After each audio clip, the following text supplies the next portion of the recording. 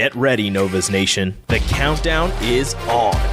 The Supernovas return to the court this January with team captain Brooke Nunaviller and returning Huskers Merritt Beeson and GM John Cook. This season promises to be bigger, louder, and more electrifying than ever with world-class professional volleyball lighting up Omaha. Season tickets keep you at the center of every moment with the best fans in pro volleyball. Secure your seats today at supernovas.com. Hello and welcome to Volleyball State, a look at the sport of volleyball in 6 rotations and a proud part of the I-80 Club. We got some I-80 Club competition tonight. Lincoln and I were just talking. The Nebraska Ball Hour is going on right now if you're listening to us live on Sunday after Nebraska basketball's big win over Creighton. So we're going to get some more of those folks flipping over to the A show, I'm sure, coming up here in just a little bit. Where are my manners? I haven't introduced myself. My name is Jeff Sheldon. And I'm Lincoln Arneal. You certainly are. The first weekend of the NCAA tournament is in the books. Not many big surprises, but hey, that just means that some big names are going to be going toe-to-toe this week in the fight to get to the Final Four in Kansas City. We are going to break down the opening weekend of the tournament and look ahead to the regional rounds with volleyball broadcaster Michella Chester, who is going to be live on some of the broadcasts this weekend. She's making her return to the show. We're really grateful that she's going to be able to join us and give us her insights. Plus, we're going to have an in-depth look at the 3 teams coming to Lincoln for this week's regional. Nebraska's going to need to get through 2 of them to return to the Final Four. Lincoln, I feel like kind of the opening course is out of the way, and this is when the tournament really gets fun. Yeah. It's this is where the teams are expected to be here, that the competition level gets cranked up, and this is where teams really prove their mettle and what they've worked on all year. So it's real now. It's real. Not that the first 2 rounds were real, but I feel like the challenges will start now too. So here's we got 6 rotations. We're going to start off kind of some high level thoughts, any kind of some big picture things with Michelle will join us for that. Then we'll go region by region. Rotation 2, we'll talk about Nebraska's region. Then we'll go to the Pittsburgh region for rotation 3. Rotation 4 is down in Austin, Texas. And then rotation 5 is Kentucky. And then we'll do like we always do. Rotation 6 will be look at the other teams coming to the Lincoln Regional. Absolutely. And we want to say thank you so much to our great friends at Alumni Hall, who had a huge Black Friday sale a couple of weeks ago and are just getting new merch in day by day. I've heard from a number of the listeners in the ID Club Discord and on social media talking about how they've been able to go to Alumni Hall for their Christmas presents and using that Volleyball State discount to save 15%. They are sponsoring our show tonight and all season long. They're the ultimate Nebraska shopping destination. They've got 2 brick and mortar stores downtown in Lincoln at 11th and P and down at South Point Pavilions at 27th and Pine Lake Road. You know, I keep holding this up to scrutiny, Lincoln, and it keeps coming true. It keeps being validated. Alumni Hall has more volleyball merchandise than any competing retailer. You know, they've got some new Nebraska volleyball merchandise in there. Now that it's cold, right? It's hoodie weather. They've got lots of crew necks, lots of hoodies. They've always got that 2 champion t-shirts for $38 special. And, you know, I keep looking at stuff for kids, right? I've got a 7-year-old and a 4-year-old that love their stuffies. They've got the Bleacher Creatures plush Herbie Husker at Alumni Hall right now. If you're looking to add to your child's stuffy collection, get them a plush Herbie Husker. We're going to save you 15%. If you go into the Alumni Hall store, tell them you want that Volleyball State discount, and they're going to save you 15% off. Or if you're shopping online at alumnihall.com, just use the promo code Volleyball State, all one word, no spaces, and that is going to save you 15%. Lincoln, your Christmas shopping, I assume it's pretty close to done. I'm doing good. We got a couple left. You got a shop for this week. You got Christmas coming up soon. Like, your wallet is empty. I'm doing good though. I'm doing good though. I got to save 15% at the Alumni Hall. So save where you can. It's good stuff. Absolutely. Well, hey, we have got a lot of volleyball to talk about. So right now we are going to bring in our guest on today's show. Want to make sure that I get everyone in the right place. There we go. Michella Chester joining us for the second time on Volleyball State. Michella, we are so grateful to have you with us. You can see all of Michella's work on TV as a sideline reporter on NCAA.com, on social media. Elite ball knower. Is that a great way? Is that a valid way to describe you?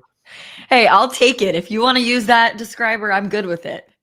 Absolutely. Well, Michella, thank you so much for joining us tonight. You have been able to have kind of a high level 30,000 foot view of the NCAA tournament so far. And the thing that stuck out to us kind of right away is, everyone wants to talk about upsets or surprises or who's going to make a Cinderella run. 15 of the top 16 seeds have advanced to the regional round. Did the committee just kind of nail this, or why has everything gone so chalk so far? Yeah, I think we like to talk about the parity early, and it was true. I mean, yes, it's very chalky now outside of maybe Cal Poly, but early on we were seeing a lot of these mid-major programs push some of these top-ranked and Power 4 schools to 5 sets, which is encouraging because I think in years to come now, these are programs that are just going to keep getting better and keep getting eyes on them, and maybe schedule a little bit tougher in non-conference to be in a position where they can upset further into the tournament. But now that we're seeing, the regionals are set, we have 16 teams remaining. And like you mentioned, 15 of the 16 are the top 16 seeds. Honestly, I'm not super surprised, but that's just because when we were doing the rankings and doing our media poll and my Power 10 rankings all season, it really did feel like, yeah, there was Nebraska, right? And Nebraska was the gold standard. And then after that, and maybe like 2, Texas and Kentucky, after that, it felt like, gosh, there's 15 teams that are just really in that top 15, and you can't, they're so interchangeable. They can beat anybody on any given night. But I feel like after that, there was a little bit of a drop off. So I'm not super surprised, just because I feel like the top 16 teams were the best top 16 teams in the country.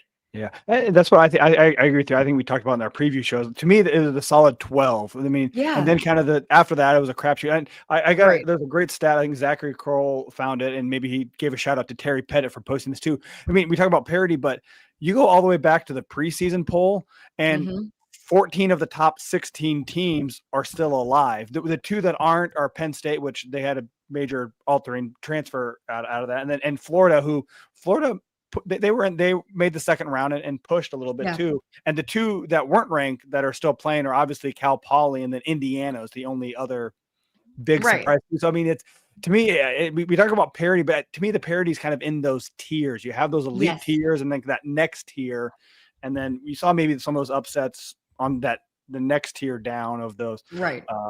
Utah State's winning, which. The fun surprise. 100% unexpected. And I think now you're getting to the point in the tournament where, looking at these matchups that we're going to see in the regionals, it's like, okay, now anything can happen. And I think it's just progressing every year, where maybe in years past, even in this regional round, it was still like the top seeds are going to advance. Whereas I don't necessarily feel that way this year. I think there's more parity amongst the top 15, 12 teams in the country.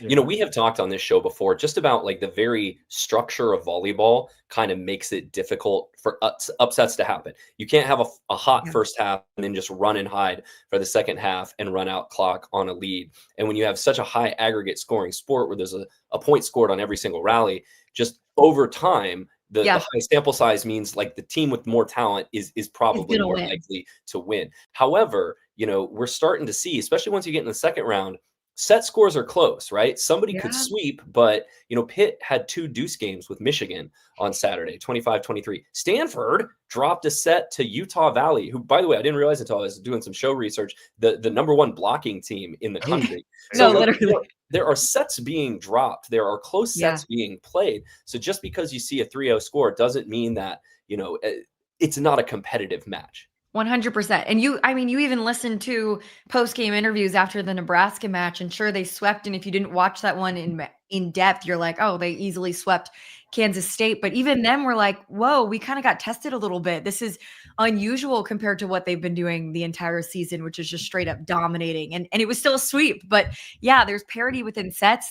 And I think that's what we were seeing in those early rounds of like, yeah, maybe the top seeded team was advancing, but they're pushing them to 5. I mean, they're demanding the very best out of these teams.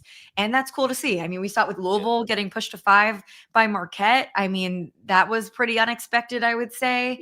There's been a lot of that. So I think, we've got a chalky regionals in a sense, but we're seeing more and more parity in terms of these sets and teams pushing the top ranked teams. I did a breakdown today of the teams that are still alive, how many sets they've dropped. And amongst the 16 teams, they've dropped a total combined 16, which, I mean, the maximum any team can drop is 4, which Cal Poly, they played 2 5-setters, but 7 teams went 3-0, 3-0. I mean, and dropping a set here or there is, I mean, Kansas, Texas A&M, Purdue, Kentucky, Arizona State all dropped a set. But I think that speaks a little bit to the level of the next tier is raised a little bit too. And sometimes fluky things happen, a hot service run, and that's where Jeff kind of gave the example of basketball. That's where you can get that hot streak and build that big lead. But it's the stacking of getting 2 and 3 that's proving difficult for some of these underdogs. 100%. And now I think is the time where we can see some more unexpected things happening. Especially, day one or round one, kind of all the automatic qualifiers usually seem to get defeated. The tournament gets cut in half after the first day. And from then on, from round 2 on, everyone's really kind of good. Michella, I don't know if you have publicly made a Final Four selection going into the tournament. Did you see anything after the first weekend of the tournament that makes you want to change your Final Four picks? No, I picked a chalk Final Four, and I know that's boring. But just from watching, but statistically likely, it is statistically likely. And just from the amount that I have watched these teams, I've said this publicly. If Texas A&M had been in any other quadrant other than Nebraska's, I would have picked them to upset. I think that's the toughest draw to have in your quadrant at their seed, at a 3 seed. I personally think Texas A&M is a 2 seed just in terms of talent wise and watching them in person.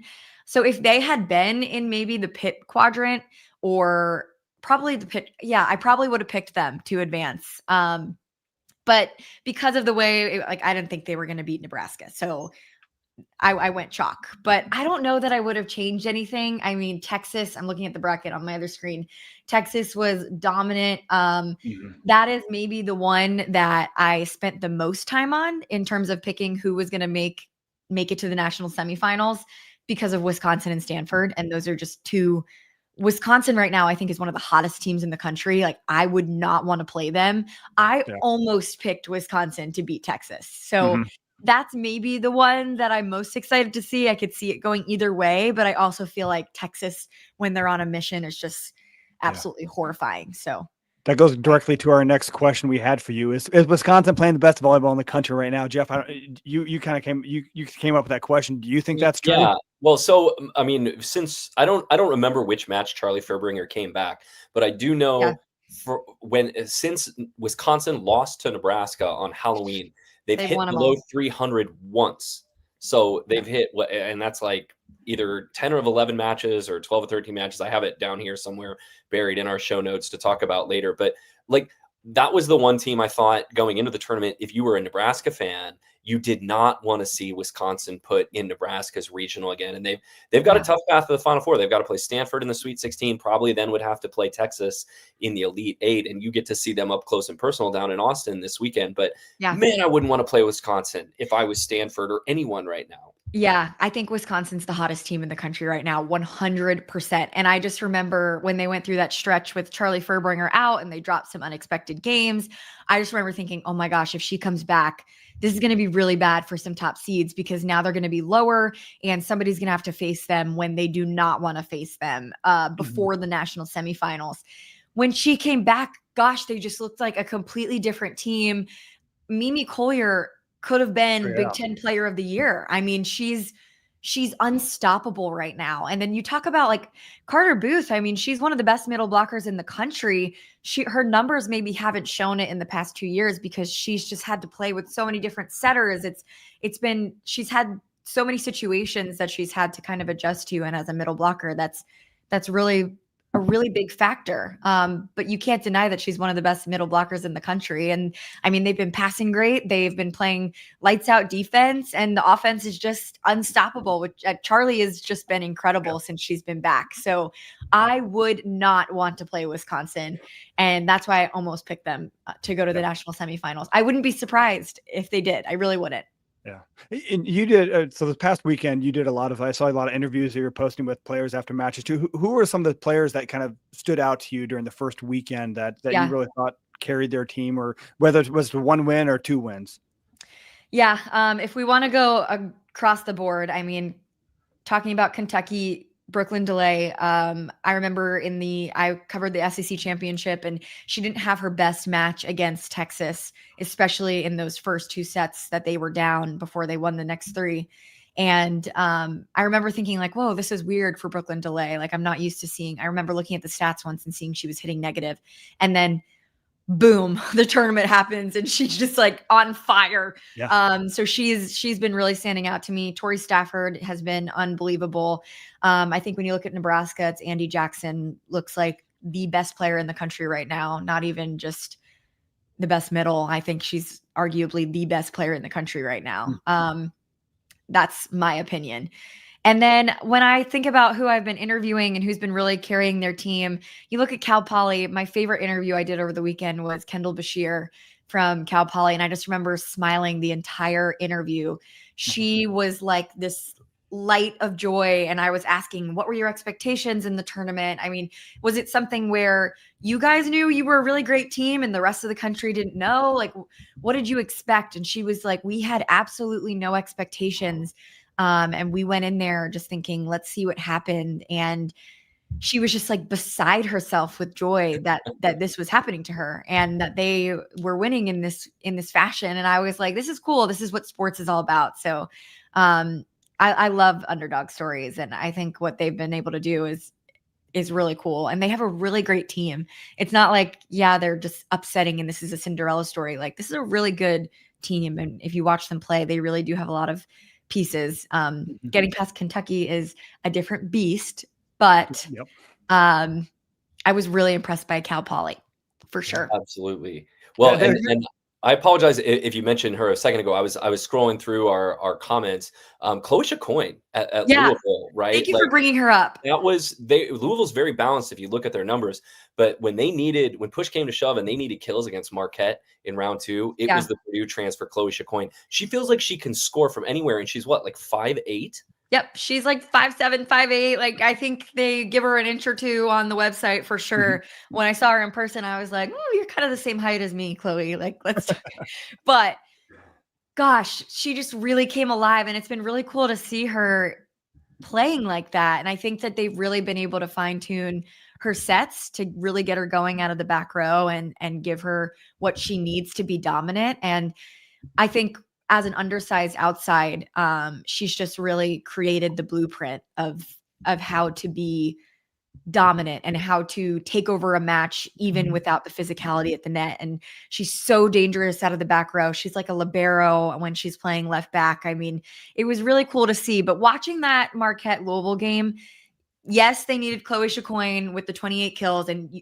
teams have to rely on their left side pin hitters to put up numbers like that. But I think the difference was when Kara Cressy came alive back end of that game, and when the block came alive. Because you need your left sides, but once they started blocking, and when Kara Cressy started going off, it was like, okay. As soon as I saw that, I was like, now they're going to win this game. Before that, I was like, Marquette could take this, but Kara Cressy came alive, and it was the leadership in the middle there. Yeah, John Parsons, one of our listeners, points out Chloe Chacoin's also a legit libero in left back. She could be Chloe Chacoin could be a starting libero at probably any program in the country. She could. Yeah. But I remember, I think I asked Dan Mesky about this. I was like, she's not going to be libero, is she? And he was like, no, she's too good of a hitter too. I mean, she's still going to go 6 rotations and she's going to be like a libero, but gosh, she's got a cannon for an arm. She really can do it all. She reminds me a lot. I mean, I've got a chance to watch her at Brooke Nunaviller a little too. I mean, super athletic, just ultra powerful, and just kind of a dynamo out of the court too. So he's dynamo is a perfect word for Chloe Chacoin. Yes, nailed it. All right, that's kind of our big high level overview of kind of the tournament so far. We're gonna kind of go region by region. We're gonna move to rotation 2. Start off Nebraska's region as well. Give some quick recap of the Nebraska matches too. We'll start on Friday night. Very quickly, Nebraska took care of Long Island. It was a sweep. Wasn't very. You could tell they were overmatched physically. I think the Sharks had a good time. It was interesting too, because Nebraska played Long Island 2 years ago. And this is, I don't think I heard from anybody in their travel roster was everyone is completely different from just 2 years ago too. But they put up a good fight too, but Andy Jackson, Rebecca Alec, just way too much for the Sharks. Yeah, I mean, Andy Jackson hitting over 800 against Long Island is a new Nebraska postseason hitting record. And when you at the end of the weekend now, what did we decide last night, Lincoln? She's hitting 483 for the season, and which if the season ended today, it would be a new Nebraska school record for single season attack percentage by like 10 points. And a month ago, I think you and I were kind of joking, Lincoln, that like, well, there's no way she's going to end up with the school record. Maybe she's going to end up with like a top 3 in school history. And now it's like, it's within play that she's going to stay up there. Yeah. 100%. Yeah. She had 10 kills on 12 swings, which set 833 was her hitting percentage too. Rebecca Alec also had 10 kills on 12 swings, but she did have a hitting error. So she only hits 750. Yeah. I think, when I talk about Nebraska and just how dominant they've been and how it seems not even fair sometimes when you look at this team, I think it's really understated. Like Rebecca Alec is so overlooked.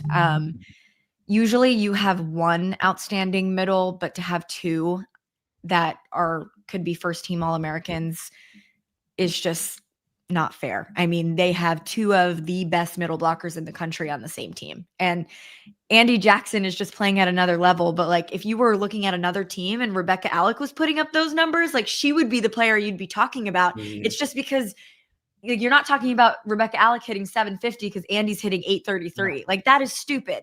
Yeah. And 750 would have broken the old school record had it not been for what Andy Jackson did. Yeah, it's ridiculous. It really is ridiculous. Kansas State was able to win its way into a second round match with Nebraska, and a really great match. It was the first match on Friday. They beat San Diego in 5. I believe in my bracket, I picked San Diego to win that one, but a nice story for Nebraska natives on the K-State team. Shaylee Myers, who's been leading them in kills all season long, hit 328 and had 26 kills. So a great homecoming for the Lincoln Southwest product. Ava LeGrand, K-State setter, who really impressed me all weekend long, had 49 assists and a double-double with 14 digs. She is from Papio South. Thank you very much, Lincoln, with the save in the show notes, which set up a fun match on Saturday. And Kansas State, to me, really, really impressed me.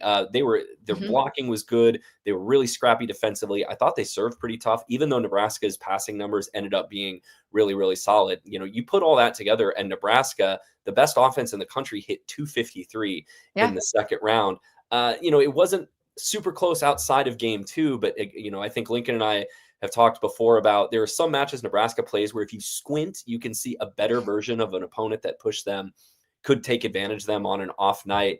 And Nebraska ends up coming through with the win, but it wasn't like the slick champagne volleyball that we often see from Nebraska. Yeah, which is crazy that we even have to say that, and that, Nebraska hitting 250 on a night is like, oh, they were having an off night and they still swept.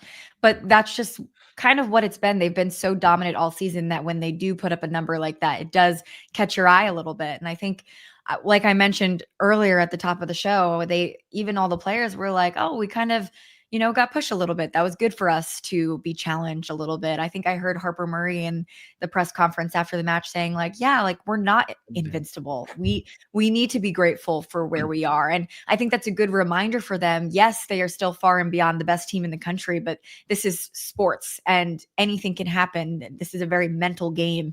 I think it was good for Nebraska to get anybody to even push them even a little bit, because once they get to the national semifinals, you're going to start facing the best teams in the country. And it's going to be a battle no matter who you're playing. Yeah. I mean, we talked about this a little bit after the match, Jeff, but is this a thing for Nebraska to worry about this type of performance? Or was this just Kansas State came out, played well, and found a few areas where they could exploit? Yeah. I don't think it's anything to worry about, but I'll let you go, Jeff. No, that's okay. I certainly want to hear from you, Michella. And we asked Danny Busby Kelly this after the match, just kind of were you is anything you're concerned about going in next week? And she was like, nope, not really. I think, Nebraska, as I think it was Harper Murray that said, Nebraska's not invincible, right? Yeah. On an off night when multiple players struggle, you can see how they can be beat. And I think this was not Bergen Riley's best match that she played last night. Nebraska passed pretty well, but then when they weren't terminating the first ball and they were getting into longer rallies, the way Kansas State was attacking, Riley was having to set that ball from 10, 15 feet off the net. So not ideal scoring solutions.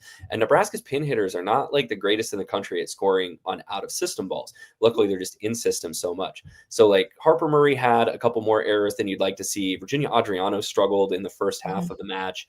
They actually took her out in game 2 and brought in Allie Check. But the middles were really effective, and Nebraska's pins were still effective enough to take advantage of a Kansas State team that just didn't have the firepower to really go toe to toe with them.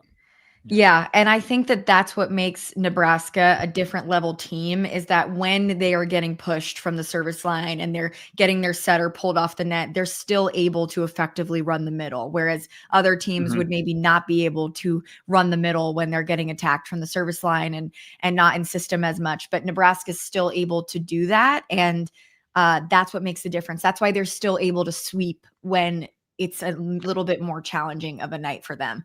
But yeah, I think their passing has been so good this season that they haven't really had to play out of system a whole lot. We're so used to seeing, Bergen Riley just getting dimes above her head and then, she can send it wherever she wants to all of her weapons. So it's good to see there are going to be teams that they're going to face further down the line that are really great serving teams. So it was good that they were able to get challenged in that way, I think. Yeah. I think the other thing that showed me was like Nebraska's ability to adjust. I mean, Adriano had some struggles in that second set, so they pulled her and brought in Allie Check, who had 2 kills on 4 swings, and Harper DBK Murray has shown she'll do that. She's like, we've got the talent on the bench. I will use it. She's done it so many times this season, and I think that set the precedent that now it's not weird to see Virginia Adriano getting pulled in the second set or them changing the libero jersey. But then it showed her confidence that she went back to Adriano in the third set. She had some pretty big kills too. I think, and then Harper Murray, they kind of changed how they were using her. I think they went a little more back row. So I think that Nebraska didn't play their best, but again, they still swept. And they swept. Yeah. Nebraska passed like a 2-6. I don't have the number in front of me right now, but I know it was surprisingly high to me. Nebraska's weird in that sometimes it seems like the better they pass, the worse the offense is. Like they went to Indiana and hit whatever it was, like 350 against Indiana, and passed pretty poorly. It's like if you give Nebraska a perfect scenario, they almost don't know what to do with it. Yeah. And they're just better when they're not like in system all the time. Yeah. I think volleyball's weird. Sometimes the numbers don't make sense. Let's look at some of the other. Sorry, Lincoln, you want to jump in on that? I was I had a lot of people on social media that panicking, freaking out. Like Nebraska, the good thing they got their bad match. I mean, I think Nebraska still found a way. That's the mettle that this team has shown. So I agree with both of you too. This is not a match to worry about. They figured out how to do it to take it on their game. And I've always said it's Nebraska's championship to win, in my opinion. But it's going to be, whether or not they play their game. I think the only way they lose is if they have an off game personally. It's going to be up to them, I think. Mm-hmm. Well, and you look around the rest of the Lincoln Regional, it's not like everyone else just like smoked the competition. Louisville, let's look at the other teams that are coming to Lincoln this weekend for the regional. Number 2, Louisville. Is this the second year in a row that Louisville has gone to 5 in the second round? They did it against Northern Iowa last year and had to fight off like 3 or 4 match points just to make the regional. They had to go 5 sets to beat Marquette out of the Big East on Saturday. And, they had to win, I think, game 4 to force a 5th, didn't they? Yep.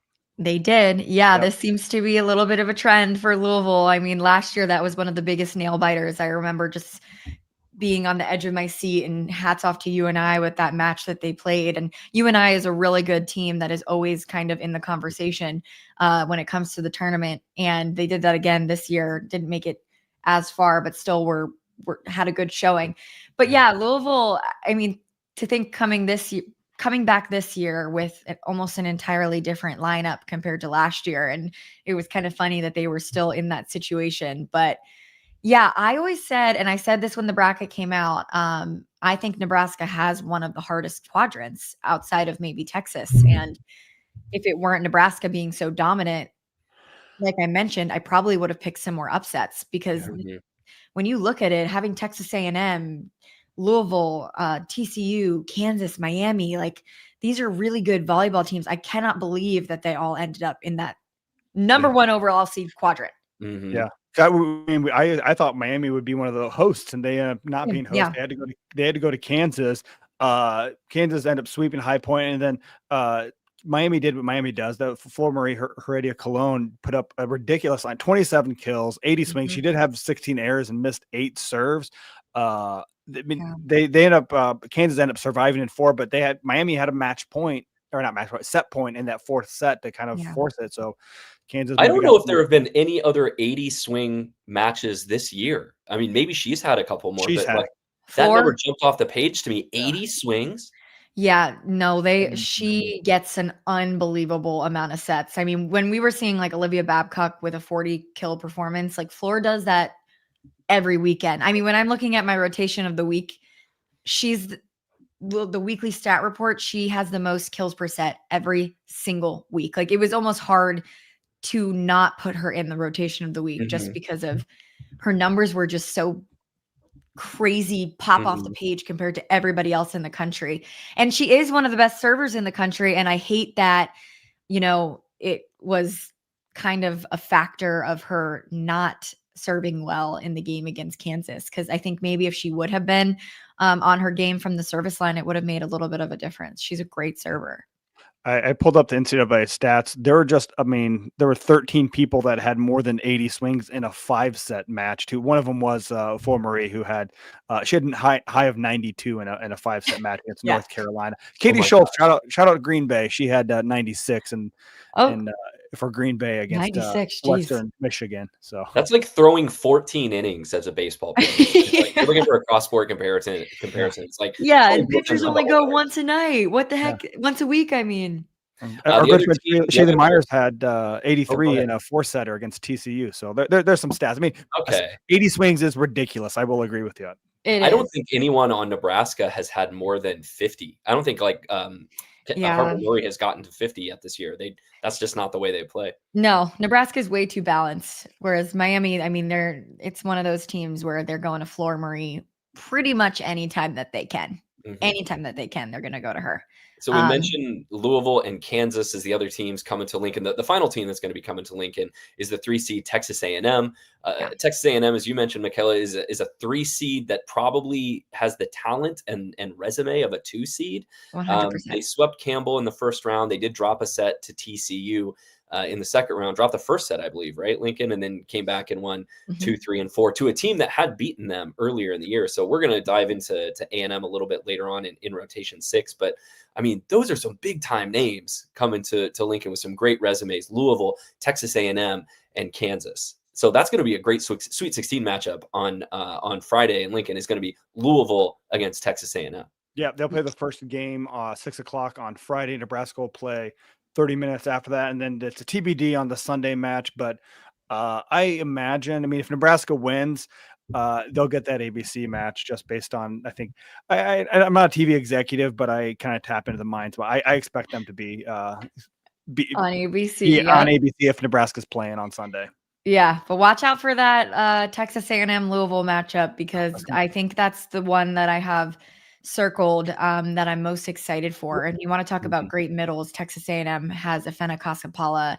Outside of Nebraska's middles, she is right up there with the likes of them in terms of what she can do.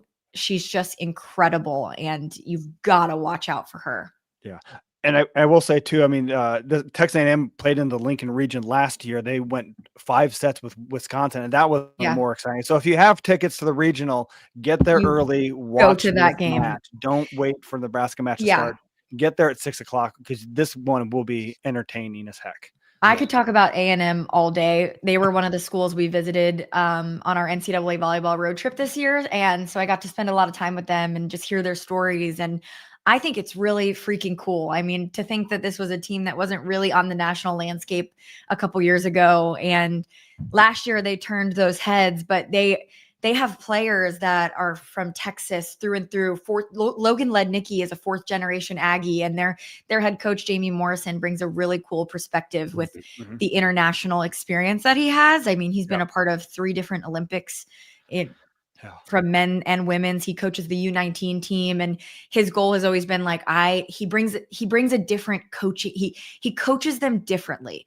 Even when I was talking to Andy Jackson, I was like, what's your advice to middle blockers? And she was like, it was Jamie Morrison, Texas A&M's head coach, who told me, do you want to be a volleyball player or do you want to be a middle blocker? Whatever the words were. And that's how he teaches his players.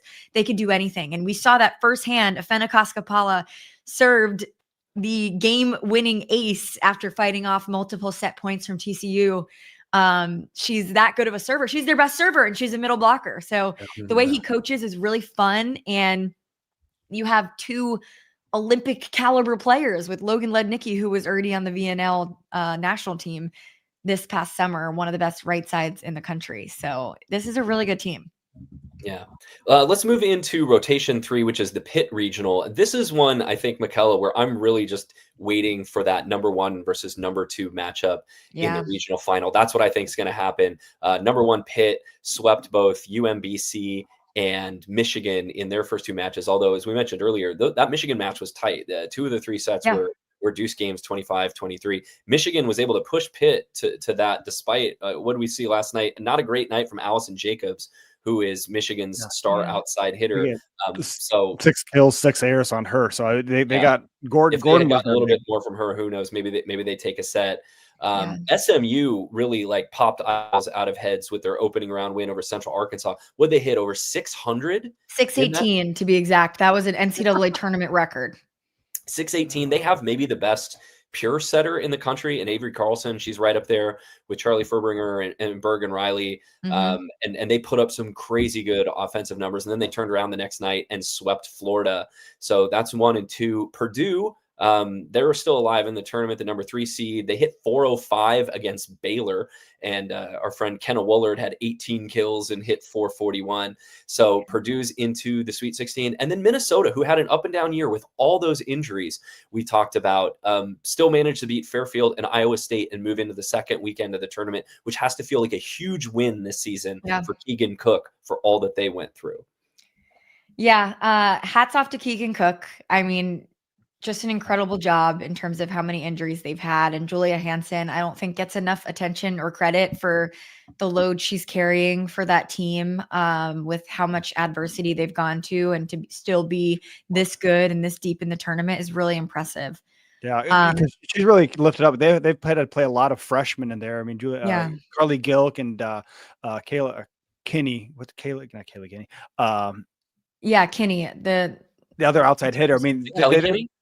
Yeah, Kelly Kinney, and Jordan Taylor's too. I mean, these freshmen have been shoved in these roles, but the one constant has been Julia Hansen, and she had 23-ish kills against. Yeah, and I think she was hitting over 300. I'm trying to pull up the stats right now. I think let's see. Yeah, Kelly Kinney is what you were looking for. 23 kills, hitting 488, not over 300. Yeah. Well, it is over 300 to be technical. Yes. Close to 500. Yeah. So just a really impressive job. But yeah, when you asked me earlier if there's anything I would have changed with my national semifinal picks, I'm thinking back to it, and it's like now looking at the way SMU's been playing, like, I don't know. And plus looking at that matchup with facing Pitt again, I mean, it's hard to beat a team 2 times, but Pitt would have to beat them 3 times this season, and not to mention SMU.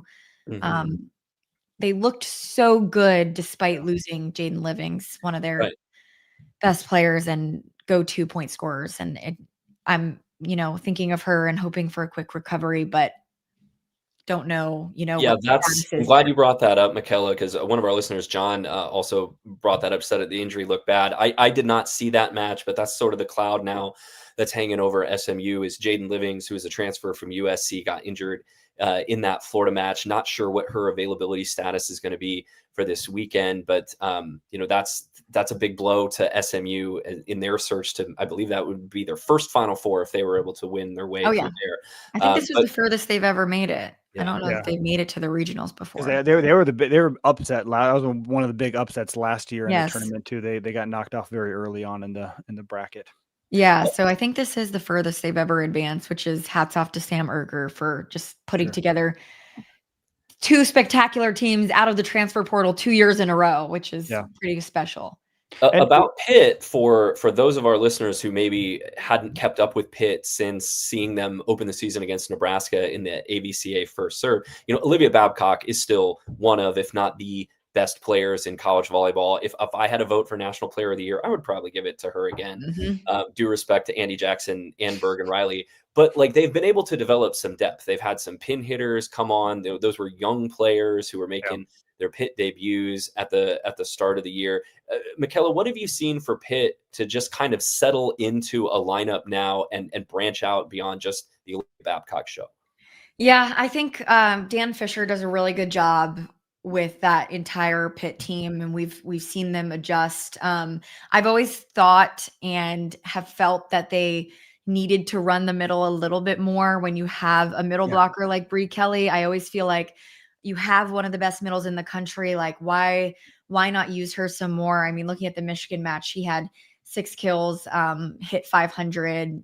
She's an incredible middle blocker. And she has the potential and capability of being super offensive. So I think using her a little bit more deeper into the tournament is what will make the difference for Pitt. You mentioned the Olivia Babcock show and trying to spread the ball out a little bit more. They did get 12 kills, hitting over 300 from Marina. Blair Bayless had 7 kills. Olivia Babcock had 24 kills. It's still a good show, right? The Olivia Babcock show is still a really good show. And the thing about it, when everyone's like, you can't rely on Olivia Babcock that much. And that's true. I think to win a national championship, you do need There's still running Seinfeld reruns, for a reason. But the reason why Olivia Babcock is the front runner for National Player of the Year for the second year in a row is because everybody in the gym knows it's going to her and it doesn't matter. I mean, she is just that good. And you can try to slow her down, and a lot of teams can't. I mean, you literally can't. And sometimes teams will even take the philosophy of okay, let's slow everybody else down then and let Olivia Babcock try and beat us alone. And she still won games doing that. I mean, we saw her win in 5 over Louisville with, what was it, 41 kills, hitting over 300. 2 school records this year of over 40 kills. And to do that against a top 10 team is just a different level. And there's a reason why she was on Team USA and VNL this year. I mean, she is that good that Yeah. We're going to be excited to watch her wearing a USA jersey in either LA or Australia after that. Yeah. To me, I think the growth that I've seen over the whole course of the year is Brooke Mosher, the setter, too. I mean, she came in from Illinois, was a transfer, and it took a while for her to develop chemistry. I mean, I think any setter could have chemistry with Olivia Babcock. She's just throw it up there and she'll put it down, too. But she's gotten better and gotten some more outside hitters, more middle blockers involved, too. And I think, I mean, the other thing, this is, again, a typical Pitt team, is they're very dangerous from the service line, too. I mean, Mosher's a great server. Babcock's one of the best servers in the country, too. So their attack is good, but their serve can also put you off kilter. Yeah. And halfway through the season, I did my East and West all-star teams. And I got a lot of pushback for the setter I chose for my East all-star team because I chose Brooke Mosher. And I think a lot of people disagreed with that and said, maybe you should have done Alexis Stuckey or somebody like that. But I'm really, really high on Brooke Mosher and how much she's grown this season. And I remember at that AVCA first serve, when Pitt lost those games, it was like, whoa, is Pitt, not the Pitt we've been seeing the past 4 seasons. And I just remember thinking, they just need time to gel with this new setter. They went from having arguably the best setter in the country in Rachel Fairbanks, who didn't get enough credit for how well she was able to run everything and how well she was able to run despite maybe not the best passing. She was still able to run the middle, which is what Bergen Riley does so well at Nebraska, right? It's like when you're getting pushed off the net, are you still able to run the middle? Are you still able to keep your team in system? And that's where I feel like Brooke Mosher has grown the most, and just that connection and trust with this Pitt team and with Olivia Babcock and Bree Kelly. And you mentioned her serve. It's nasty. So you add that in, and that was why I picked her. I was like, I think she's a great setter. She's super offensive too. You'll watch her and you'll see her go up and take a swing, and you're like, whoa, that looked like an outside hitter swing. That was cool. So she could swing. Because she did play outside hitter as a freshman. Her freshman year at Illinois, she was an outside hitter, so she has that in her blood. So cool. Yeah. Well, That is the Pitt region. Let's move on. Rotation 4. Go Okay. to your area of interest, especially. I don't know if you've started to dive deep into the research yet, but the Austin, Texas region. The 4 teams that advanced were not pushed very. I mean, they were pushed a little bit too, but Yeah. Stanford was the only team to drop a set. They dropped a set, like Jeff said earlier, to Utah Valley. They also dropped one to Arizona, but everyone else, Texas swept both. Florida A&M and Penn State. Neither of those were competitive matches. Wisconsin dominated Eastern Illinois. There's another team that was hitting above 500 as a team and took care of North Carolina. And Indiana swept Toledo. And I thought Colorado was going to push them as the 5 seed, but Indiana, first time there in the regional semifinal since 2010. Yeah. Looking at this quadrant, I remember saying Texas got unlucky drawing Penn State because no other 1 seed had to play the reigning champs, no matter how bad of a season they had. Yeah. I was like, gosh, this stinks for Texas. Like, you have to play Kennedy Martin. And I remember being like, not worried for Texas, but being like, I don't know what's going to happen. And then I watched the first 2 sets and I was like, never mind. They are totally fine. I don't know why I ever doubted them based on how strong they came out. And they've kind of been playing with that all SEC tournament. I remember doing an interview with Tori Stafford and I was like, what did we just witness when they had a dominating match in the SEC tournament? And she said, you witnessed violence. This is the motto we are going for. They're trying to emulate a storm. And a portion of a storm is violence. So she said respectfully, they're being respectful with their violence, but that is the mentality they have. And I think after getting reverse swept by Kentucky in that SEC championship game, they're playing with even more of that, which is why I ended up picking them. And then Indiana, super impressed with how I thought you mentioned it. Colorado may have pushed them and it was no issue.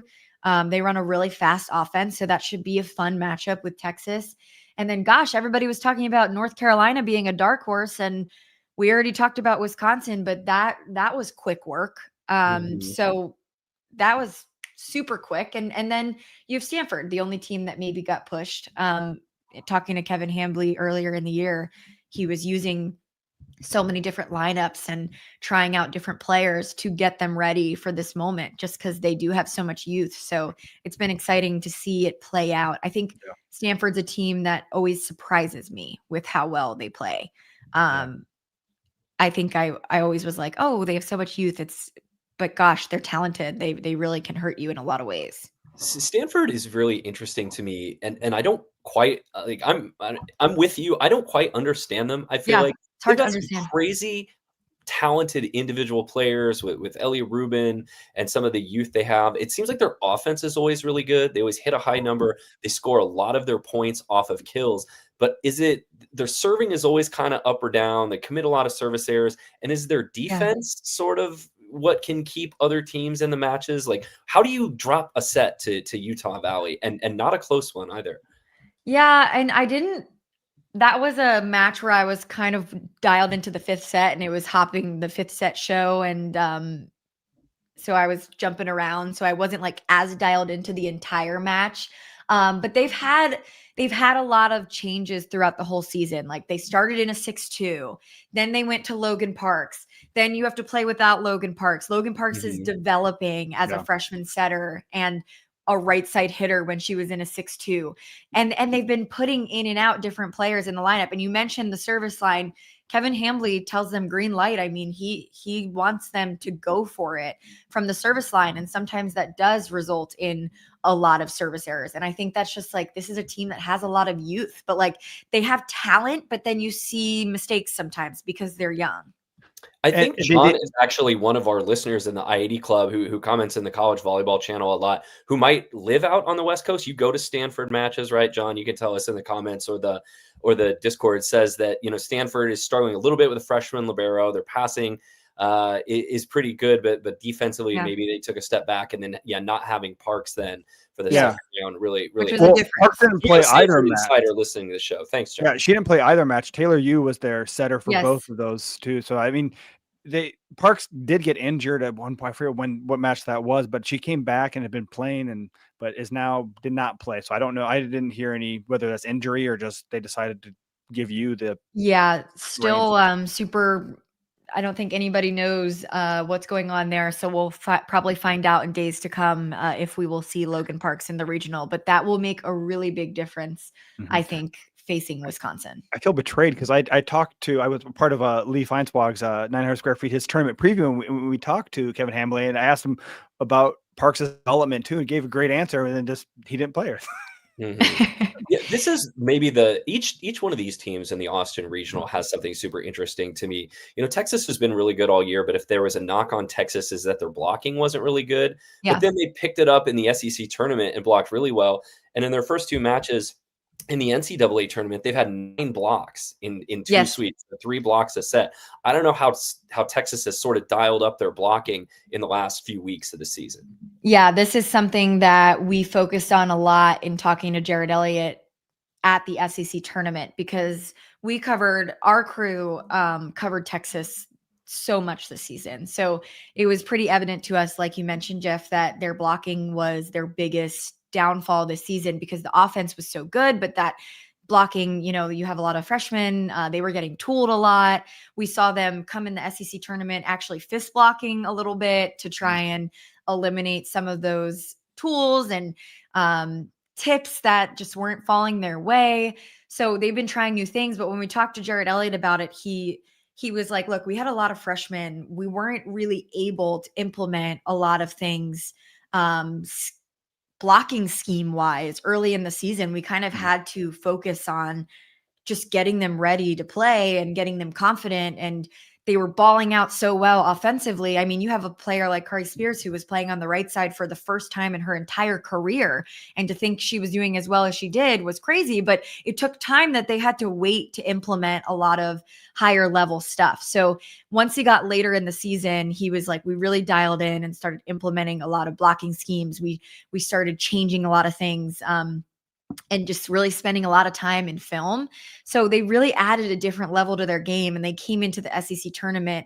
I remember talking to Tori Stafford about it, and I was like, how are you guys feeling? And she was like, we just feel organized. Like, this is the first time that we've implemented all this stuff and we're ready to show it. So I think we're seeing a different level Texas team after that Kentucky and Texas A&M loss. That was a little bit of a wake-up call of, okay, we can't just overpower these teams offensively. Like, we've really got to dial in defense and blocking wise. And they did, which is credit to them.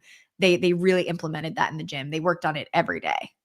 And Indiana is a team that if they can pass, they have the skill to beat a Texas block, because they run a really fast offense. They try to go faster than most teams you're going to see. And Teodora Krichkovic, their freshman setter, is outstanding. And then it's the Ramsey Gary Bowl, right? With her former team and her new team, Texas, Indiana in the Sweet 16. This is one of the most interesting Sweet 16 matchups to me, because almost like a little bit of a contrast in styles. Yeah, and there's no bad blood there. They're so excited. The players are so excited to see Ramsey Gary. I interviewed Avery Tatum after their win in the second round, and we were just talking off camera, and she was like, I'm so excited to see Ramsey. It's going to be so fun. But yeah, you mentioned the different styles. I think that's what I'm most excited to see in terms of Indiana's fast offense versus Texas's physicality.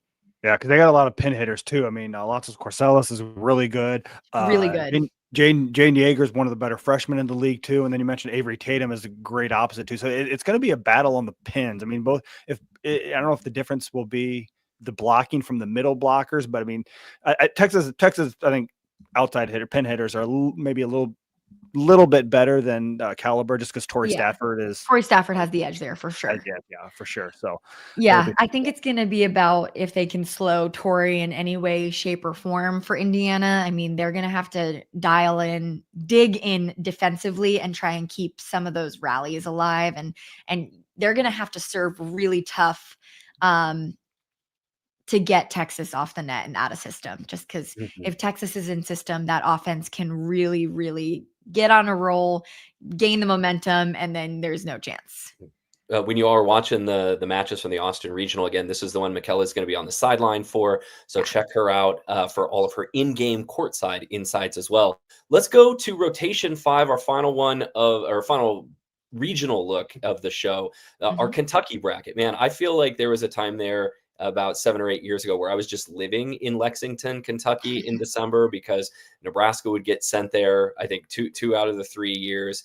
Not a super surprising. Well, I will say the top of the regional wasn't super surprising. We've got the top 3 seeds, Kentucky, Arizona State, and Creighton all advancing. But this is where the one Cinderella we have is Cal Poly, who made it to the regional after upsetting USC in LA in 5. They played a pair of 5-setters because they beat BYU in round 1.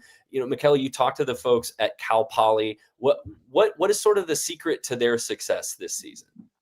Yeah, they're playing with nothing to lose. That was what I got from Kendall Bashir when I talked to her. She was like, we have absolutely nothing to lose. And they're a team that is able to grind out and drag teams through the deep end. And we saw that with 2 5-set wins. I mean, it takes a special team to be able to win in 5 consistently. And I asked her, like, why is that a team where you're able to do that? And she was just like, we have a lot of heart. We really love each other. And we are feeling like this is a blessing that we're even in this situation. So why not give it your all? Why not go down swinging? And it's turned out that has resulted in wins, even though they weren't thinking about the outcome. I think being an underseeded team, a lot of these teams come in with a lot of pressure, like Kentucky or Pitt or Texas losing. It's like, you can't lose volleyball. Like there's not many upsets in volleyball at this level, right? It's like, they're like, that would be a disgrace if we lost. Whereas Cal Poly, like, you don't have that pressure. People expect you to lose. So they're just like, they're really playing with that mentality. And when you play like that and you have the talent, that's really dangerous. Like they do have the talent too. I mean, they have a great middle blocker in Chloe Lelouch. They have 2 really awesome pin hitters. And they've got a gritty defense. So watching them, I like I mentioned at the top of the show, I was really impressed with the talent they had. Yeah. And this is the team too that's been playing for the end of their season for the past 2 weekends too, because they were the number 2 seed in the West Coast, the Big West Conference too. And they behind UC Davis. They had to beat Long Beach State in the semifinals, and they beat UC Davis in the finals. Both those were 3-1 too. So they're not used to they were not getting into the tournament unless they won the Big West tournament. So they've been living with this feeling for a while of, hey, we made it this far. Let's go out and play free. Yeah. And there's no pressure. Like a team playing with no pressure that's actually talented is pretty scary. I mean, and that's the beauty of sports, right? That's why I love sports so much, is that there can be stories like Cal Poly, which I love. The top 3 seeds in this region all advanced, although there were some nervous moments. Kentucky had to split a pair of 30-28 sets against UCLA. And Nebraska fans have seen UCLA this year. They know there's a lot of talent there, that if they put it all together and come to play, they can hang with most teams. Arizona State, fairly uneventful there. They swept Coppin State and won 3-1 against a Utah State team that stunned Tennessee in the first round. That was our first round upset. Utah State hit better than 300 against Tennessee, and it was their first tournament win since 2001. So 24 years later, they're taking down a Tennessee team that I'm pretty sure I picked to go to the Sweet 16. That was a bracket buster, huh? I don't think anybody really expected that. My last week before the tournament, my rotation of the week was my setter of the week was the Utah State setter, Kaylee Kofe. And I remember seeing her numbers and being like, whoa, I haven't seen her play. And then watched her in the tournament. And I was like, gosh, I mean, she can really sling it. Like, she's just a really good setter. And she, what was I going to say? She started as a walk-on. So another really cool story that she started as a walk-on and then kind of led her team to a cool upset in the tournament. And go ahead. Oh, so I say, it was kind of fun to see them do that and make it this far. But again, they ran into the buzzsaw. I mean, Arizona State, I don't know if people just don't. I don't know if Arizona State doesn't necessarily get the respect that they deserve because of the Big 12 chaos, but they survived it. Well, and they don't play in front of a lot of people, like either on TV. They're not on TV that much. They don't draw like 8,000 people to their home matches. And so they can kind of fly under the radar a little bit. But JJ Van Niel has done one of the best coaching jobs in the country this year. They lost everyone off of 100%. last year's team. They had to put this together from scratch. Now, it's not like he's shopping from the bargain bin when you get Noemi Glover to come down from Oregon and be your opposite hitter, but like Their middle they blocker lost their too. center, they lost their libero, they lost their top outside from last year, and he put it all together and dominated the Big 12. So that's gonna be a fun matchup with them and Creighton in the Sweet 16.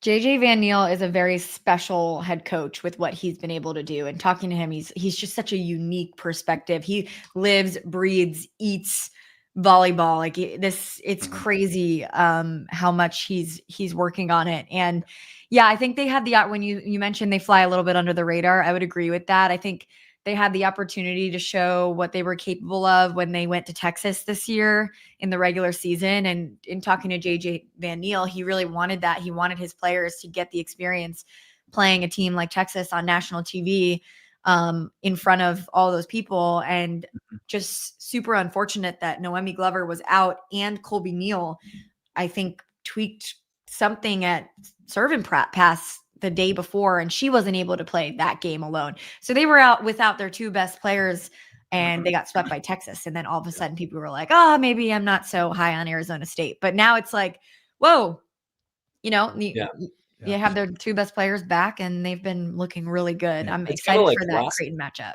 It's kind of like last year too, because they came to Lincoln and got swept in close sets, but they got swept by Nebraska, and everyone's like, "Oh, okay, I guess we know what Arizona State is like." And then they go out and they win the Big 12. They did get upset in the tournament, but that was a really good club they had last year too. Also, JJ Van Niel, best mustache in college volleyball. I'll just say that. I'll say that too. The Sun Devils will play Creighton. Creighton had a little bit more adventure than they probably bargained for in the first round. They had to go 5 against Northern Colorado. They're actually again down 2-1.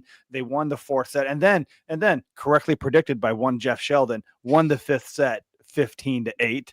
And then the next night they were in a scrap fight with Northern Iowa too against former Creighton coach Christian Berthal Booth's daughter Reese Booth was setting for them. They dropped the second set, but then Creighton wins the last two, 25-22, 25-21. So they were in for a battle, probably a little bit more than they expected, but they did. Yeah, they got the job done. Those old Missouri Valley rivalries die hard. Well, UNI is one of those teams that you always have to watch out for in the tournament, and I think Creighton falls into the issue of playing a fairly easy conference schedule, and then you're just thrust into the tournament and facing competition that you haven't seen in a really long time since the non-conference. So but they have Ava Martin versus Noemi Glover is going to be a really interesting matchup that I'm excited to see. Which someone also pointed out, Ava Martin's sister has committed. She's not at Arizona State yet, but she will be going there next year too. So, oh, wow. A family divided there too. Her older younger sister is a high school senior this year, but will be joining Arizona State. Oh, I didn't know that. That's exciting. So she'll be in the crowd, I'm sure. Well, what colors will she be wearing though? That's the Who question. knows? That's the question. Yeah. Well, that is a look at our regionals. Michella, you have predicted, right? You think all 4 number 1 seeds are going to make it to the Final Four? I did predict that. And like I mentioned earlier, I still think Nebraska and Kentucky are, I think, not shoo-ins, but if I had to predict, that's what I would pick. The 2 that I think that I could be completely wrong on are Pitt and Texas, because that SMU matchup with how well SMU is playing, even without Jaden Livings, I'm just, and plus the fact that they've already lost to them 2 times this season, like it makes it seem like are the odds in their favor to lose a 3rd time? Like, I don't know. That could go either way. And then, gosh, like I mentioned, with how well Wisconsin's playing, how good Stanford is and can be, it's like that one, who knows? But I did pick Texas and Pitt, so we'll see. All right. Well, you're going to see Michella on TV from the Austin Regional. You're going to see her online offering her thoughts throughout the Final Four next week in Kansas City as well. Michella, we're so grateful that you joined us tonight. We really appreciate it. Safe travels this coming week, and we hope to talk to you again soon. Thank you for having me. Absolutely. Thank you so much, Michella. So we didn't ask Michella to stick around while we should have actually asked her who her national player of the week was, because I know that she picks those for her own for her content and the NCAA.com content. Lincoln and I both picked our Omaha Supernovas Shining Star of the Week. Mine was, we talked about her a little bit earlier, Charlie Furbringer of Wisconsin. And I'm sure Nebraska fans are sick of hearing me talk about Charlie Furbringer, but she averaged over 14 assists a set, which is kind of like one of those magic lines for a setter. If you're up at 14, 15 assists per set, that's pretty elite. And Wisconsin hit 435 and 365 in their first 2 wins. You don't do that without a great setter. So I'm picking Charlie Furbringer coming back from the injury. Wisconsin, I did look it up. They have hit better than 300 in 10 of the 11 matches they've played since they lost to Nebraska on Halloween. They're going to play Stanford in an earlier match on Friday. Wisconsin-Stanford, probably my favorite Sweet 16 matchup, looking at the bracket, 1:30 on Friday afternoon. And then maybe they're going to face Texas in the Elite Eight. And Wisconsin is the one non-number 1 seed that I've picked to go to the Final Four. My bracket's a mess. I'm not close to winning our I-80 Club bracket contest, but I did pick Wisconsin to go to the Final Four. Nice. My Omaha Supernova Shining Star of the Week is the one team I feel like we glossed over a little bit in our preview, talking about all 16 of them. It comes from the Purdue Boilermakers. I'm giving it to Akasha Anderson. She had, in the 2 matches she played, 33 total kills on just 4 airs and 65 total swings too. And that is she played 7 sets. So that's still an impressive line too, averaging more than 4.5, almost 5 kills per set there. Hit 446 over combined in those 2 matches for the Boilermakers, including against Wright State. I mean, beat up on the lower competition, but she had 16 kills, 0 errors on 29 attacks. That's an impressive line no matter who you're playing. So, well, and she's like their number 3 option, right? She's not Kenna Woolard. She's not Grace Heaney. So Akasha Anderson is sort of like the middle child, right? On the classic middle child team, Purdue. Always forgotten. But we were going to give her some shine this week because she is my choice for my Omaha Supernova Shining Star of the Week too. So with the return of Brooke Nunavilla, we already name dropped her once this podcast too, and Sydney Hilly, as well as the addition of Team USA libero Morgan Hent. Omaha will have the reigning MLV outside hitter, setter, and libero of the year all on their roster of 2026. Plus, the Supernovas welcome back a pair of hometown superstars and former Nebraska All-American Merritt Beeson and Creighton legend Nora Sis Tabraki. I believe is how it's pronounced. Yeah, Tabrak. She got married recently, so it's no longer just Nora Sis, Nora Tabrak. So, book your Supernovas experience today. Single match tickets are on sale. You can also get a half season plan, and if you want to go all in, all 14 matches for a full season ticket, all available at supernovas.com. You know, Merritt Beeson was also at the Nebraska-Kansas State match on Saturday. Yeah, I saw her down in the hallway talking to some former teammates after the match, right after postgame. So I wonder nice to see her. Also, current Supernova Layla Blackwell. I wonder if she's in town watching her former Toreros and her former Huskers play too. So I didn't see her, but so you never know who you're going to see when you walk around any corner at John Kirk Arena. It's like, oh, hey, look, there's Merritt Beeson. So let's see. Let's move on to rotation 6. We're going to talk a little bit more in depth about the Lincoln Regional, a little bit on each of the 3 teams that are coming to Lincoln. But first, this segment is brought to you by our friends at Jiv Athletics. For you players or parents of players looking for the perfect layer under your spandex, Jiv Athletics makes high-performance underwear engineered specifically for volleyball players.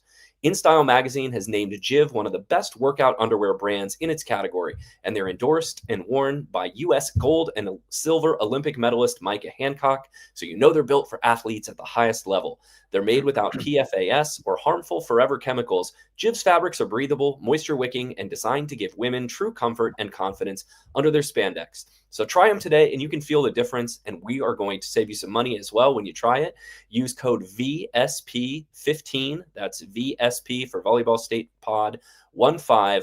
You'll get 15% off at jivathletics.com. That's JIV athletics.com. Thank you so much to our friends at Jiv Athletics for sponsoring the show this year. Definitely. Nebraska, Kansas. Sorry, Lincoln, go ahead. Let's talk about the one team we know Nebraska's going to play for sure this weekend, the Fighting Jayhawks. We get to see Kansas again. Man, it was it feels like a year ago at this point, but it was like 6 months ago. This Kansas team came into Lincoln for a spring exhibition match. And here we are, near the end of the season with the Jayhawks as well. Kansas comes in after finishing second in the Big 12 this year. They're 24-10 overall. They went 13-5 in the Big 12. They beat Miami in the opening round, despite hitting just 150. Kansas is hitting 243 on the season, and they're a really balanced team. Mm-hmm. So you're going to see this. They're going to set a lot of different players. They have 4 players who are averaging at least 2.5 kills a set. They're led by senior outside hitter Rhiannon Swanson, who is averaging just over 3 kills a set. She had 15 kills in their second round win over Miami. The thing about KU, though, coming into the end of the season is the Jayhawks are a little bumped and bruised, Lincoln. They've got some injury issues they're working on. I'm not sure how that's going to affect their availability, but we've talked before on the show this season about their 6'7" freshman opposite hitter Jovana Zelenovic, who averages 3 kills a set. She's got a little bit of a back issue, it seems like. I don't know that it's going to keep her out, but she's been playing, with less than full health there. Also, senior setter Katie Dalton has taken over at the setting position. The Oregon transfer Kristen Klein, who was there at the start of the year. Dalton's had some issues with a knee. I think she had like an MCL sprain, but she's not at full strength. So we'll see how that affects her performance. But Kansas is kind of gutting it out right now. And under first-year coach Matt Ulmer, they have made it to the Sweet 16, which is a great season for the folks in Lawrence. Yeah, and they've done it a lot. I mean, they're a very good passing team as well, too. They actually pass better than Nebraska. They have one of the measures of doing that is their good pass percentage. They're passing better than Nebraska this year, 57.6, which is, I think, a pretty elite number, especially for your whole team to do it. If you get one player up in that range, close to 60%, that's Lexi Rodriguez range too, but their whole team is at 57% too. The one thing that they struggle with, I think we may have a running joke early on, especially in non-con season. If it's Kansas match, it's going to go 5 sets. We kind of saw them in the AVCA first serve classic. They played a 5-setter in that one, but there were just 1-6 in 5-set matches this year. That's right.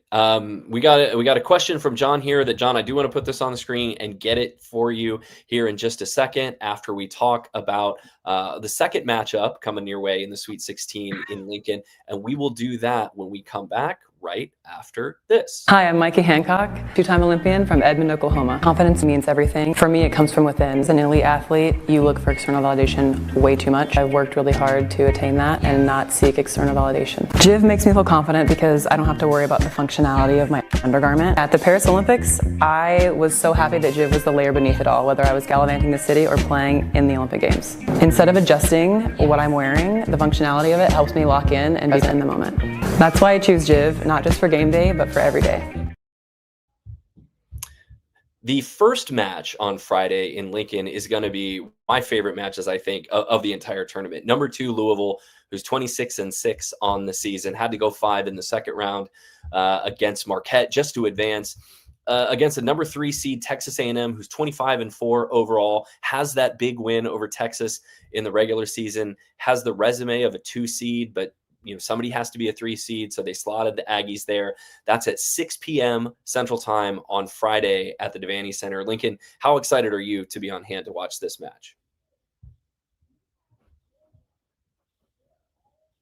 I'm excited. There's not just the storylines of Louisville coming back to Lincoln with Dan Meskey, but Texas A&M, I think we saw what they were do last year with Jamie Morrison. They're a step better. So I think I agree. This is one of the, I think this is 1A to the Stanford, Wisconsin is my second choice too, but I think this is definitely one of the most exciting regional semifinals of the entire bracket. So Louisville had to go 5 against Marquette on Saturday in the second round, even though they hit 404. I'm not sure how exactly that happens, how you hit over 400 and still end up going 5. But, we talked about Chloe Chacoin earlier. She leads 4 players in Louisville's lineup that has at least 2.5 kills a set, but she had 28 kills and hit 415 against Marquette in the second round. Nebraska fans are familiar with her from her time at Purdue last year. Her and Eva Hudson playing on the same team kind of shredded Nebraska, even though Nebraska won that match in 5 last season. But it's not just her for Louisville. They're really balanced. Peyton Peterson, an outside hitter that has kind of turned into a star this year. She's averaging 3 kills a set in her first year as a starter. And then Louisville really gets it done defensively at the net, too. They're second in the country in blocking, just one of a couple teams that average more than 3 blocks per set. So that's the story on Louisville. Texas A&M, though, they've got firepower, too. We talked about them with Michella just a little bit ago. Logan Lednicki and then Afena Kasopala, 2 of the best in their positions in the country. Yeah, I was going to mention too. We kind of glossed over, but Louisville has one of the better opposites, I think, in the country. She's just a freshman, Krista Brashear. Maybe butchering that name, but yeah, but she's another. When you talk about their balance, she's another part of that too, with Kara Cressy in the middle as well too. So they're you mentioned their balance, and they have a lot of weapons across the front line. It's not just the 2 outside hitters as well too. But back to A&M too. Logan Lednicki. She's an ABCA National Player of the Year semifinalist. She had 21 kills against TCU. Ifeana Kasapkala also. I think we talk about the 2 middle blockers that Nebraska has. She's in the conversation. She should be a first-team All-American more likely, and just number 3 in the blocks in the country. At 1.67 blocks per set. Super athletic, super quick. We got to see her last year when she played that Wisconsin match too, and she just wreaked havoc against the Badgers. And Texas A&M might be one of the most experienced teams in the country. All of them are seniors, except for the Baylor transfer, Kendall Stowers. Their setter is also a senior, Maddie Walk, who came back for her senior season, runs that offense. And Texas A&M has a great resume. Their only losses on the season have been to Kentucky and Texas. No shame there. Also SMU, no shame there. And they lost a 5-setter to TCU, who they turned around and beat in the second round on Saturday. So, Jamie Morrison, you heard Michella talk about what a difference he's made. Like, this is what happens when a school decides they want to invest in volleyball. Jamie Morrison not only had been an assistant coach on Team USA, he coached the Dutch national team in the Olympics. They don't just give that job to anyone. So he got to coach like Lonika Slochis and some of the best players in the world. And now he's the coach at Texas A&M. They're going to be good as long as he is the coach there. But John throws a question in the chat. He says, who would Nebraska rather play, Louisville or Texas A&M? I'll let you take that first. Oh, thanks. Let me address that one real quick. I think that, I don't know how much Danny wants to play Louisville. That's my answer. I don't think she wants to play Louisville. No, she'd rather play Texas A&M, even though I think Texas A&M is a little more explosive. But just because of all of the added, it's not drama, but just the added meaning of playing her former school, her first year back, her former assistant coach Dan Meskey, and all the players that she recruited there. I think that's a distraction that Nebraska's talked a lot about, shutting the outside noise out. That would just bring a lot that Nebraska could not avoid happen. Yeah. Even though, Logan Lednicki can go off against anyone, she's a tall, left-handed opposite hitter, stuck around for her senior season at Texas A&M, and that is a tall order to try to slow her down. Although Nebraska has done that, they have faced some really good opposite hitters already this season in Olivia Babcock and some of the ones that they saw in the Big Ten. I think Louisville might be a little bit more like the Big Ten teams that Nebraska is used to seeing.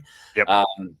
Louisville brings a lot of service pressure as well. Even though Texas A&M has Ifeana Kasapala, one of the best middles in the country, Louisville as a team is one of the best blocking teams in the country. And I feel like Nebraska can get a little block happy with their attacks sometimes. You saw that against Kansas State, who actually outblocked Nebraska in the second round. So, I think the answer for Nebraska is probably who is the weaker blocking team. And not to saying that Texas A&M is a weak blocking team, but, they're not blocking at the level that Louisville is. Yeah. Yeah, for sure. It'll be a tough match, whoever it is, but I think we both agree the non-volleyball stuff of Louisville playing against Nebraska, just Nebraska would rather focus on what's on the court and deal with that. Mm-hmm. Yep. So I think that wraps up kind of our preview of the opponents too. But before we go, because we are the volleyball. Real quick, just to remind everyone, that's a Friday-Sunday regional. Yes. So Nebraska, if whoever makes the regional final, the Elite Eight, that match will be played on Sunday, and then we'll turn around and have our regular Sunday show right after that. Yes. We want to live up to our name of being the volleyball state. Talk about some other results. Division II postseason is ongoing. They all had their regions this week. Nebraska, the two Nebraska Division II teams that made the tournament had very good seedings, but both of them suffered probably early defeats more so than they wanted to. Wayne State ended up losing to Washburn in the first round in straight sets. Kearney was the number one. The Central Region is actually being played out in Kearney, but Nebraska Kearney survived, pulled off a reverse sweep against Oklahoma Baptist in the first round too, and tried to do the same thing against St. Cloud State. Could not do that. Won the third set, but dropped in 4 sets to them. So Concordia St. Paul, one of the big juggernauts, powers in Division II, they are the winners of Central Region, but so an early end to their runs.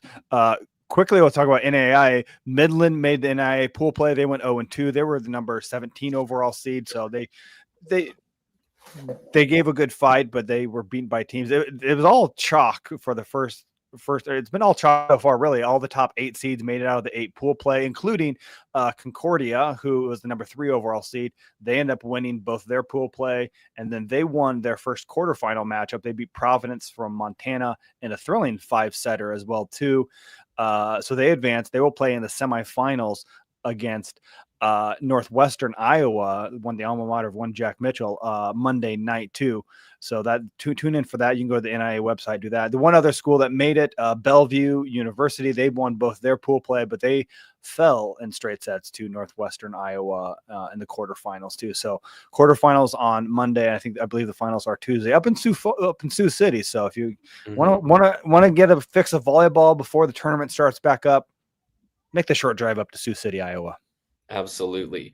So that's going to do it for our show today. We're going to come back again next Sunday for our live show, our I-80 Club subscribers. If you want to get that and join us live and ask us questions, give your comments during the show, ask our great guests like Michella Chester questions, it's just $5 a month to become a subscriber at patreon.com/I-80 Club.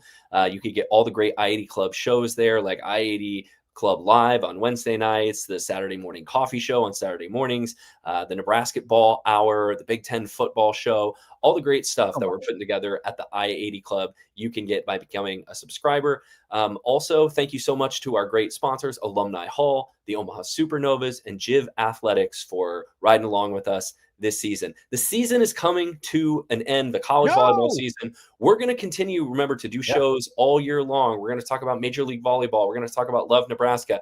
And if Nebraska makes the Final Four in Kansas City by winning their way there this coming week, we got some special stuff planned. Lincoln and I are both going to be there. We might do some shows indoors. We might do some shows outdoors. We've got some fun stuff kind of in the works, but your boys are going to be on site in Kansas City if Nebraska ends up making the Final Four. Yeah. I mean, if you didn't have enough rooting interest too, you want to see us do more podcasts. So root for that as well too. If you can't get enough of Jeff and I, you can go to volleyballstate.com. It's our link. We had a link tree to everything. You can follow us on social media. You can read our stories on Husker Max.